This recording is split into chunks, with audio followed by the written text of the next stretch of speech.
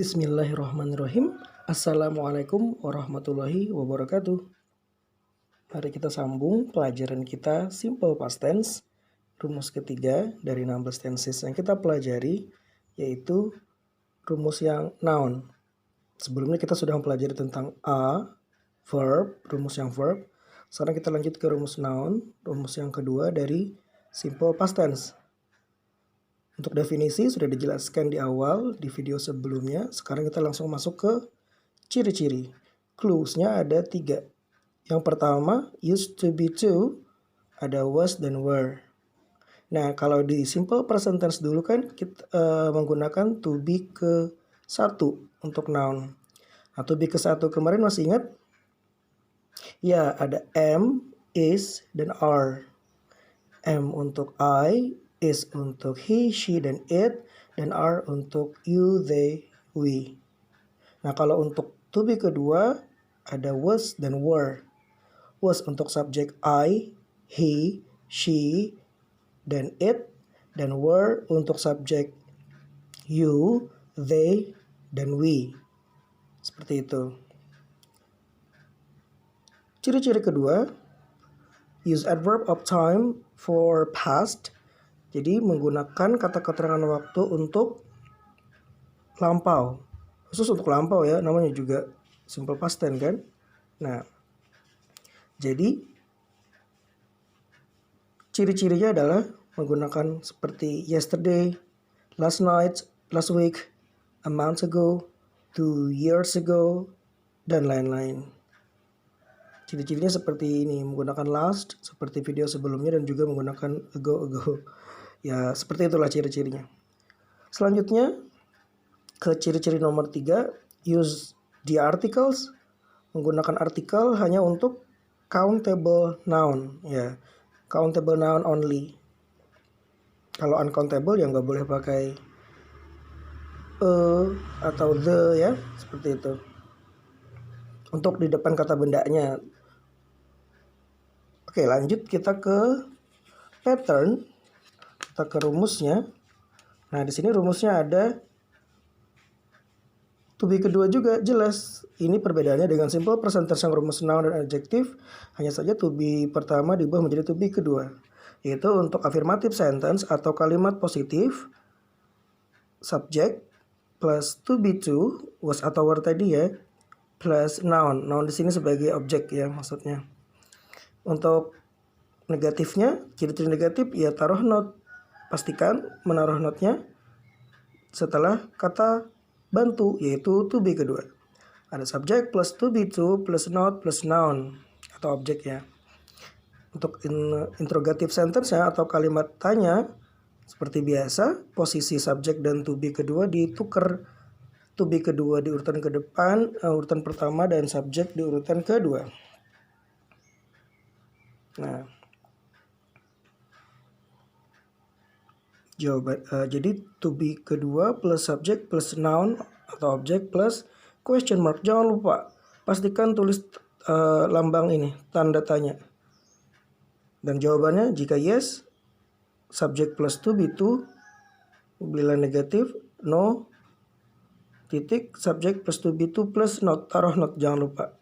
Ciri-ciri negatif ya kan. Dan saya ingatkan lagi untuk keterangan to be to ada was dan were. Was untuk I, he, she, dan it, dan were, you, they, dan we. Supaya lebih memudahkannya, ya was ini perubahan dari is. Is waktu di present kan, he, she, dan it. Dan were itu adalah dari kata are. Are adalah you, they, dan we. Nah, kebetulan I ini kan am. Jadi ikut aja ke was gitu. Jadi sama-sama orang tunggal. I, he, she, dan it gitu. Untuk lebih memudahkannya ya. Jadi was itu dari is, were itu dari are, seperti itu. Jadi kalau I ya ikut aja ke was karena sama-sama tunggal. Oke, selanjutnya kita ke contoh. Nah, contoh di sini saya memberi contoh untuk was dan untuk were ya.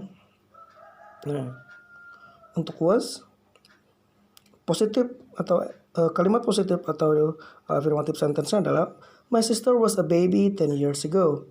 Artinya saudara perempuan saya adalah dulunya seorang bayi 10 tahun yang lalu. Maksudnya di sini menandakan lampau ya. Dan kalau di Indonesia kan gak ada sih, karena di bahasa Indonesia tidak ada to be atau was atau were perubahannya. Hanya saja menegaskan pada dulunya, mungkin seperti itu. Tapi tidak perlu ditulis dulunya juga sih, karena yang kita bahas kan juga bahasa Inggrisnya. Dan di sini pendukungnya adalah ada 10 years ago. Nah, di situ paling di bahasa Indonesia hanya menegaskan di keterangan waktu bahwa kalimat itu adalah past tense atau lampau, ya kan? Di dalam bahasa Indonesia yang menandakan lampau di mana saat kita ngomong seperti ini. Saudara perempuan saya adalah seorang bayi 10 tahun yang lalu. Yang lalunya kan 10 tahun yang lalu. Nah, itu kalau di bahasa Indonesia. Kalau dalam bahasa Inggris tanpa 10 tahun yang lalu pun atau kata keterangan waktu pun dimunculkan, kita udah tahu karena menggunakan ciri-ciri ini. Was yang menandakan adalah past. Seperti itu. Past dari is. Selanjutnya kita ke negative sentence atau kalimat negatif. My sister kita ubah ya, refers to she. Kita ganti ke pronounnya karena adalah orang ketiga tunggal perempuan. Was juga was, dan karena negatif taruh not. Bisa was not atau disingkat jadi wasn't. Bisa selanjutnya lurus deh sama a baby 10 years ago. Nah, untuk interrogative sentence atau kalimat interrogatif sudah saya kasih tahu sebelumnya, udah ingat ya. Masih ingat she was menjadi was she, jadi kalimat tanya. Jadi apakah, jadi wasnya di depan, she-nya di urutan kedua. Selanjutnya sama a baby 10 years ago. A baby 10 years ago. Jadi kalimat tanya adalah was she a baby 10 years ago? Positif, yes, she was. Kalau negatif, no, she was not. Atau she wasn't. Nah, itu untuk contoh was ya. Selanjutnya untuk contoh yang were. Nah, kalimat positif atau affirmative sentence-nya adalah Yudi and I were the students last year. Yudi dan saya adalah, nah, sekali lagi kalau di Indonesia dalam kurung aja ya, dulunya adalah para mahasiswa.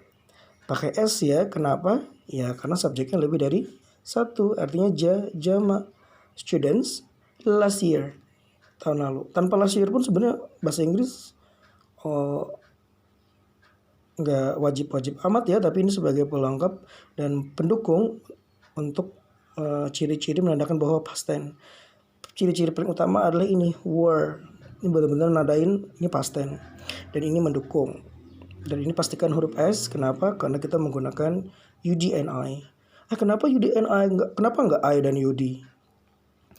Ya karena dalam bahasa Inggris I atau subjek saya selalu di belakang dalam beberapa jumlah yang subjek disebutkan. Kalau dalam bahasa Indonesia kan kita di awal. Contoh misalkan saya dan keluarga saya pergi ke Bali. Nah kalau dalam bahasa Inggris keluarga saya dan saya pergi ke Bali. Nah seperti itu. Jadi bukan I and my family, tapi my family and I. Seperti itu. Seperti ini juga misalkan Yudi, Eri, and I. Seperti itu. Bukan saya, Yudi, dan Eri. Kenapa seperti itu ya? Mereka biasanya memang seperti itu.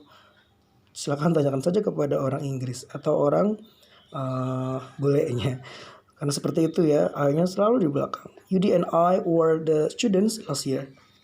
Kalau untuk negatifnya ya seperti biasa, tinggal taruh not setelah kata bantu. Nah, kenapa di sini ditaruhi? Ya saya ingatkan lagi, kita belajar kebiasaan nanti di pertanyaan-pertanyaan soal pasti mengubah ya.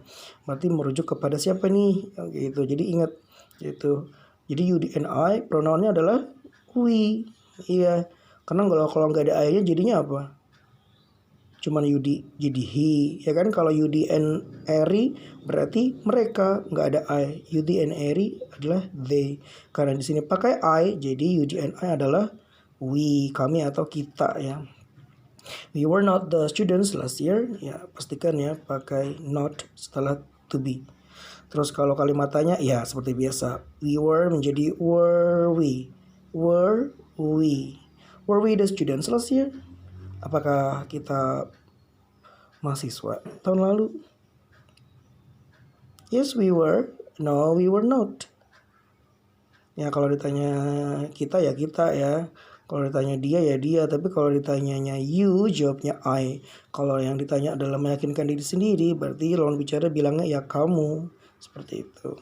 Nanti detailnya akan kita bahas. Nah, sudah di penghujung materi, kita langsung ke exercise dari example. Coba bikin juga ya, satu kalimat menggunakan was, satu kalimat menggunakan yang to be yang were. Lengkap seperti ini ya, ada afirmatif, negatif, dan interrogative sentence beserta jawaban yes dan no-nya juga. Seperti itu.